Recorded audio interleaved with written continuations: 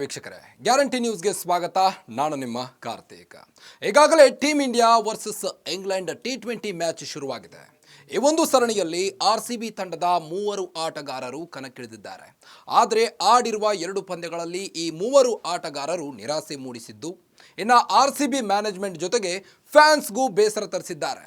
ಹಾಗಾದರೆ RCBಗೆ ತಲೆನೋವಾಗಿ ಪರಿಣಮಿಸಿದ ಪ್ಲೇಯರ್ಸ್ ಯಾರು ಅಂತೀರಾ? ಈ ಸ್ಟೋರಿ ನೋಡಿ. ರಾಯಲ್ ಚಾಲೆಂಜರ್ಸ್ ಬೆಂಗಳೂರು ಫ್ರಾಂಚೈಸಿಯು IPL ಸೀಸನ್ 18ಕ್ಕಾಗಿ ಬಲಿಷ್ಠ ಪಡೆಯನ್ನೇ ರೂಪಿಸಿದೆ. ಮೆಗಾ ಹರಾಜಿಗೂ ಮುನ್ನ 3 ಉಳಿಸಿಕೊಂಡಿದ್ದ RCB ಆಕ್ಷನ್ ಮೂಲಕ 19 ಆಟಗಾರರನ್ನ ಖರೀದಿಸಿದೆ.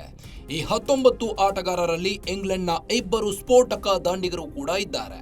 ಹೀಗಾಗಿಯೇ ಈ ಬಾರಿ RCB ಪರ ಆಂಗ್ಲರ ಆರ್ಭಟವನ್ನು ನಿರೀಕ್ಷಿಸಲಾಗುತ್ತಿದೆ.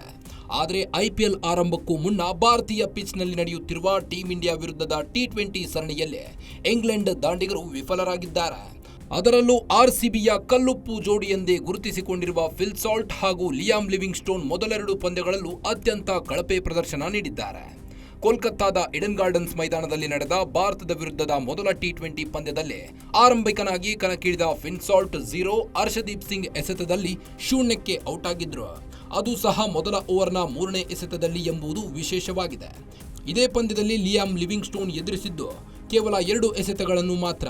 ಅಷ್ಟರಲ್ಲಿ ಲಿವಿಂಗ್ ಸ್ಟೋನ್ಗೆ 0 ಪೆವಿಲಿಯನ್ ಹಾದಿ ತೋರಿಸುವಲ್ಲೇ ವರುಣ್ ಚಕ್ರವರ್ತಿ ಯಶಸ್ವಿಯಾಗಿದ್ರು. ಅಂದರೆ RCB ತಂಡದಲ್ಲಿರುವ 2 ಆಟಗಾರರು ಭಾರತದ ವಿರುದ್ಧದ ಮೊದಲ T20 ಪಂದ್ಯದಲ್ಲಿ 0 ಸುತ್ತಿ ನಿರಾಸೆ ಮೂಡಿಸಿದ್ರು.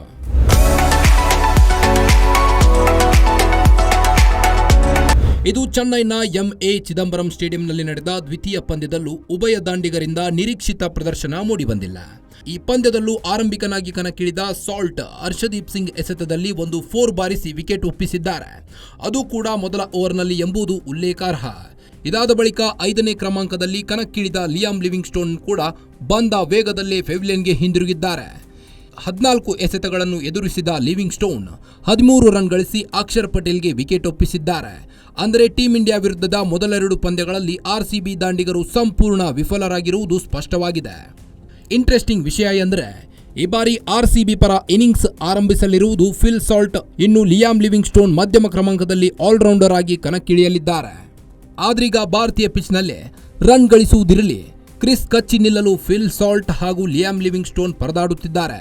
ಈ ಕಳಪೆ ಪ್ರದರ್ಶನವೇ ಇದೀಗ RCB ತಂಡದ ಬಲಿಷ್ಠತೆಯ ಮೇಲೆ ಪ್ರಶ್ನೆಗಳು ಮೂಡುವಂತೆ ಮಾಡಿದೆ. ಸದ್ಯ 2 ಪಂದ್ಯಗಳಲ್ಲಿ ವಿಫಲರಾಗಿರುವ ಫಿಲ್ ಸಾಲ್ಟ್ ಹಾಗೂ ಲಿಯಾಮ್ ಲಿವಿಂಗ್ ಸ್ಟೋನ್ ಮುಂದಿನ 3 ಪಂದ್ಯಗಳಲ್ಲೂ ಕಣಕ್ಕಿಳಿಯುವ ಸಾಧ್ಯತೆ ಇದೆ. ಈ ವೇಳೆ ಅಬ್ಬರಿಸುವ ಮೂಲಕ RCB ಅಭಿಮಾನಿಗಳ ನಿರೀಕ್ಷೆಗಳನ್ನು ಉತ್ತುಂಗಕ್ಕೇರಿಸಲಿದ್ದಾರಾ ಕಾದು ನೋಡಬೇಕಾಗಿದೆ.